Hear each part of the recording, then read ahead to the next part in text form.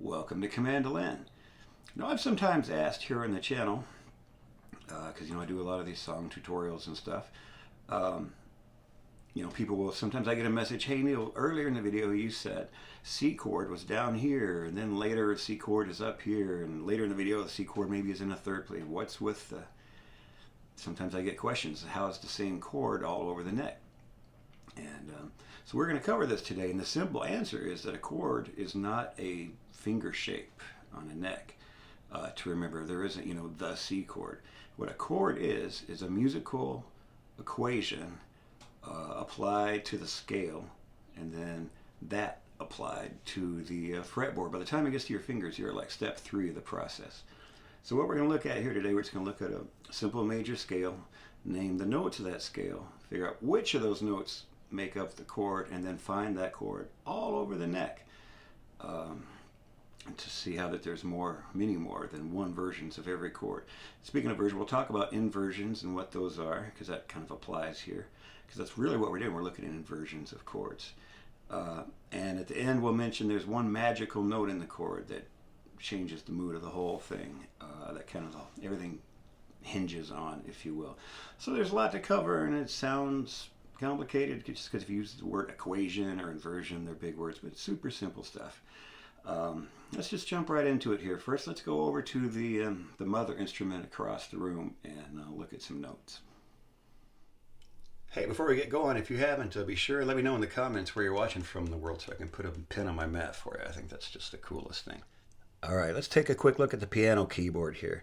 We're just going to talk about the C major scale because there's no sharps or flats, so we just want to start with the easiest and most basic one. So here's the C major scale, right? Going from C, D, E, F, G, A, B, up to the next C would be one whole octave of the scale. 1, 2, 3, 4, 5, 6, 7, and then 8. There's 8 notes, 8 being the next C. So there's really 7 notes in the scale, right? Guess what they're called?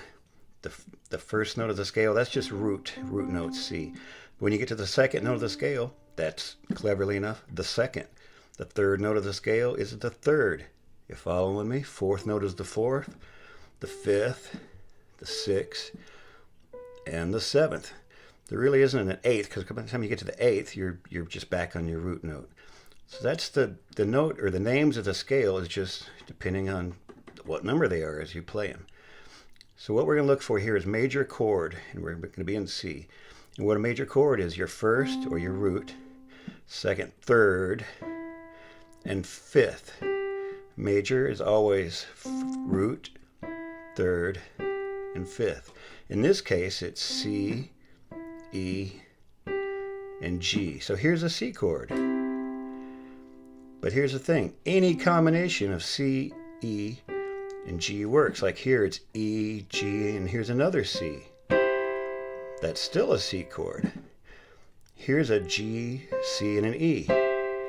That's still a C chord. These are all C chords. What we're doing here, these are called inversions. When you're playing the same notes but in a different order, that's an inversion. So this is what we're going to do over on the mando. But remember, we're going to go first, third, and fifth is going to make up our C chord. Let's go find some. All right, so let's come back over to the 8 stringer here and check this out. Now, I should mention before we get going, and I probably should have mentioned this right away, you have to know the notes on the fretboard here to play this game.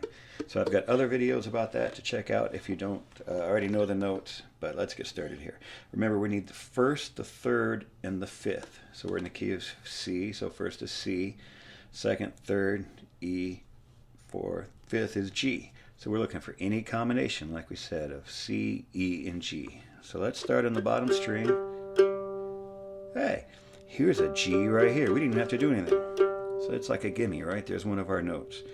Let's move to the next string and see if we can find a C or an E or just something else, even another G, just one of our notes here. Let's find another one. So D, E. Hey, here's an E. So if we play those two, we're well on our way here. So let's go to the A string. Let's go to the next string and find a C or an E or a G, something that we can reach here. So let's see, A, B, C. Here's a C right here. So, all three, there's a C chord. We still have another string to play with. Let's see if we can find an E or a C or a G. Well, heck, oops, here's an E right here, right? Kind of like the start, the bottom one. Don't have to do anything, so I can hit that open. All right, well, there's a C chord just by finding some of these notes. But let's see, E, F, G. I can reach that G too. So from here, so instead of this note, we could have this note. That's a C chord. So here's two right away. All right, let's find a different. So G, A, B, C. Here's another C. Let's build some around this. So here's a C on this string. Let's go to the next string and see what we can reach. Well, D, E. Here's that E from before, so you can do these two. And then you can use the same C as before, A, B, C. So here's another C, and again you can use the open. So here's a C chord. But let's see, now hang on. Here's a G, right, obviously. Let's see, E.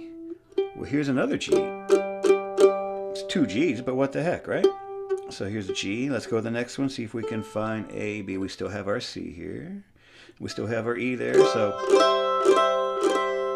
that can be a C chord. And we can add that G on it like before. There's another C chord. All right, let's take... let's start here on our C again. Let's see, we did our E, we just did the G here. So here's a C and G. And so there's two. Let's move to our next string, see what we can find. D, E, here's E, so there's one of our notes. So if we add that one, so there's a C. We still have a string to play with. We know that open E works. It's really the same note, so that's not really worth doing, but it is there. If you could reach down here to the G, that would work, but you don't have any fingers left there. But you can reach, hey, here's a C note right here, A, B, C. You can reach that with your pinky real easy. So, here's a C chord. See how many C chords we're just building here as we go? All right, well, let's just keep moving. Here's C, D, E. Hey, here's an E. We can build something around this. What else can we find that we can reach?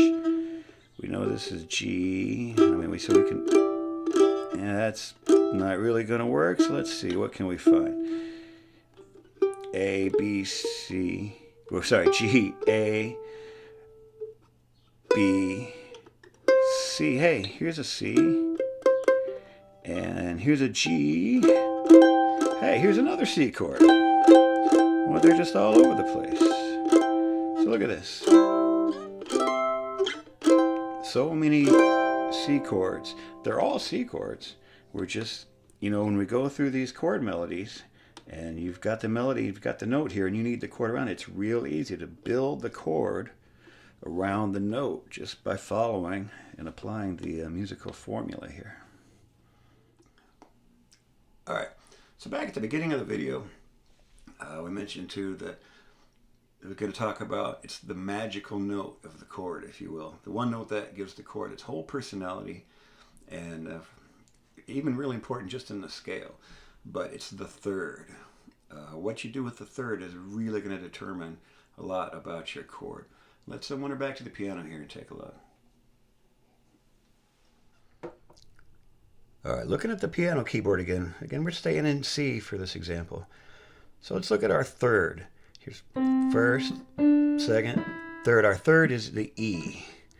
Remember 4, 5. So here's our chord. But if we take this third and we move it down in the piano, it's one key down, and the mandolin will be one fret down. Now we're minor, major, happy, minor, sad. And again, any combination of these notes, you can go E flat, G, C, G, C, E flat. This is all minor, just depending on what you did with one note. Whoops. All right, let's go look at the Mando. All right, so let's keep that in mind and come back to the 8-stringer here. And let's go to our C chord. All we're going to do, remember from the piano, is take our E and make it flat. Because that's our third, C, D, E. Take that third, make it flat, and you got minor. So we won't be able to play this high E here, so because there's no way to make that thing flat. So just playing the bottom 3. Here we go. Major, happy. Minor, sad. Major, happy. Minor, sad. So here's the only difference between A or C major and C minor. And let's check out one of our different C's. We did this C. In that C, this was our E right here. So if we took that note and moved it down, we want to keep everything else the same. Well, here's another C minor. See, happy, sad. So right there's 2 C minors. You could follow the same way to build these chords up.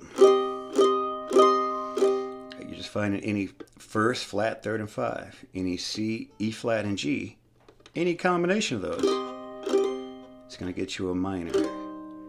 So that's how we build these chords. Major, minor.